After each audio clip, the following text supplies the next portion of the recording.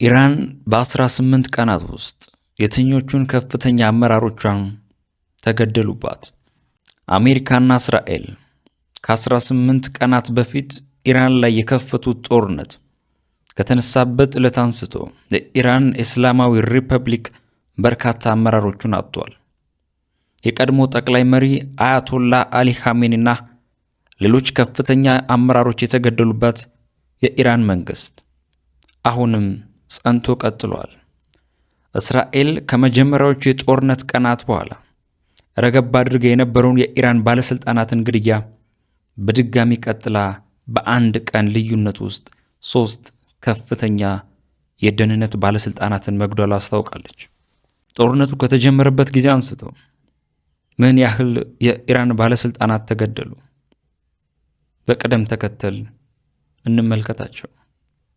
የካቲት 21 በርካታ የኢራን አመራሮች የተገደሉት ጦርነቱ በተጀመረበት ቅዳሜ ዕለት በተፈጸሙ ጥቃቶች ነው።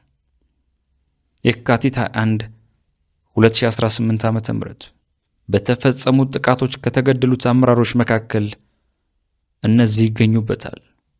የኢራን ጠቅላይ መሪ አያቶላ አሊ ኻሜኒ፣ የመከላከያ ምክር ቤት ጸሐፊና የጠቅላይ መሪው የደህንነት አማካሪ አሊ ሻምሃኒ፣ የእስላማዊ አብዮት ዘብ ዋና አዛዥ ሙሐመድ ፓክፖር፣ የመከላከያ ሚኒስትር አዚዝ ናስርዛዴ፣ የጦር ኃይሎች ኤታማዦር ሹም አብዱልራሂም ሙሳቪ፣ የጦር ኃይሎች ጠቅላይ አዛዥ ጽሕፈት ቤት ኃላፊ ብርጋዴር ጄኔራል መሐመድ ሺራዥ፣ የጦር ኃይሎች የስለላ ምክትል ኃላፊ ብርጋዴር ጄኔራል ሳላህ ሳዲ፣ የጦር ኃይሎች የሎጂስቲክና ድጋፍ ምክትል ኃላፊ ሜጀር ጄኔራል መሆሴን ዳሬህ ባጊ፣ የጠቅላይ አዛዥ ቢሮ ምክትል ኃላፊ ብርጋዴር ጄኔራል አክባር ኢብራሂም ዛዴ፣ የጦር ኃይሎች የሎጂስቲክ መምሪያ ኃላፊ ብርጋዴር ጄኔራል ሐሰን አሊ ታጂክ።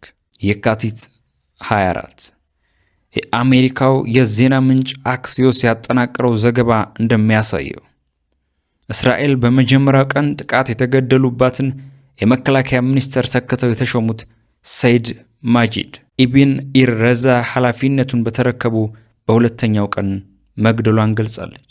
በዚሁ ቀን የኢራን እስላማዊ አብዮት ዘብ ልዩ ኃይል የሆነው ኩድስ ከፍተኛ አባል የሆኑት ረዛ ሐዛኢ በሊባኖስ ዋና ከተማ በቤይሩት ውስጥ በተሰነዘረ ጥቃት መገደላቸው እስራኤል አስታውቃለች። የካቲት 29 የእስራኤል መከላከያ ሰራዊት እሁድ የካቲት 29 በወጣው መረጃ በቤይሩት ሆቴል ውስጥ በፈጸመው ጥቃት ስብሰባ ላይ የነበሩ የአብዮታዊ ዘብ 5 አዛዦች መግደሉን አስታውቋል። እንደ እስራኤል ጦር ገለጻ ከተገደሉት መካከል የሆኑት አልሬዛ ቢአዛርና አህመድ ራሱሊ ከፍተኛ የስለላ አመራሮች ናቸው። ሊባኖስ ውስጥ ለሚገኙ የኢራን መንግስት ተቀጽላ ኃይሎች ገንዘብ የማስተላለፍ ኃላፊነት ነበራቸው ያላቸው ማጂድ ሐሳኒንም ከተገደሉት መካከል ጠቅሷል።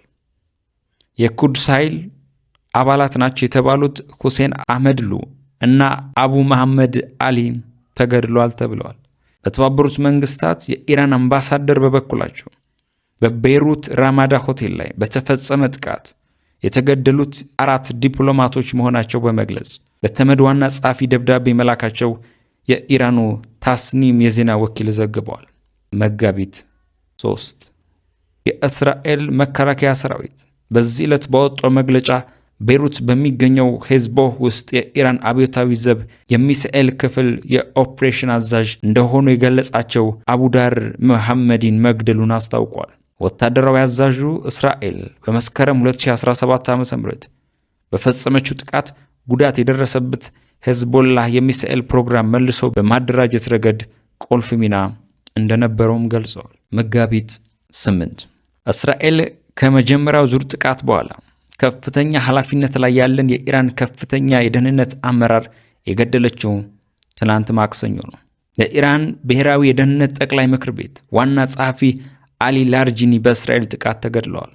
ከዚህ ቀደም ለ12 ዓመታት የኢራን ፓርላማ አፈ ጉባኤ ሆነው ያገለገሉት ላርጂን የተገደሉት ከልጃቸው ጋር በተደበቁበት አፓርትመንት ላይ በተፈጸመ ጥቃት እንደሆነም ተዘግበዋል።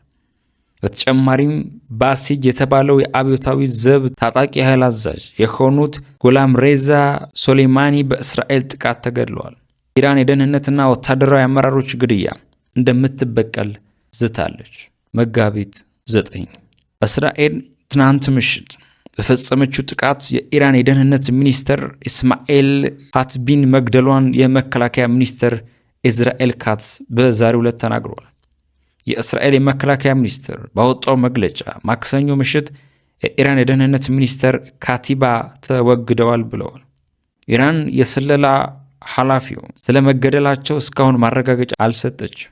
የደህንነት ሚኒስትሩ ኢስማኤል ሃቲቢ መገደላቸው ከተረጋገጠ በ24 ሰዓት ውስጥ በእስራኤል የተገደሉ ሶስተኛው ከፍተኛ የኢራን የደህንነት ሹም ያደርጋቸዋል።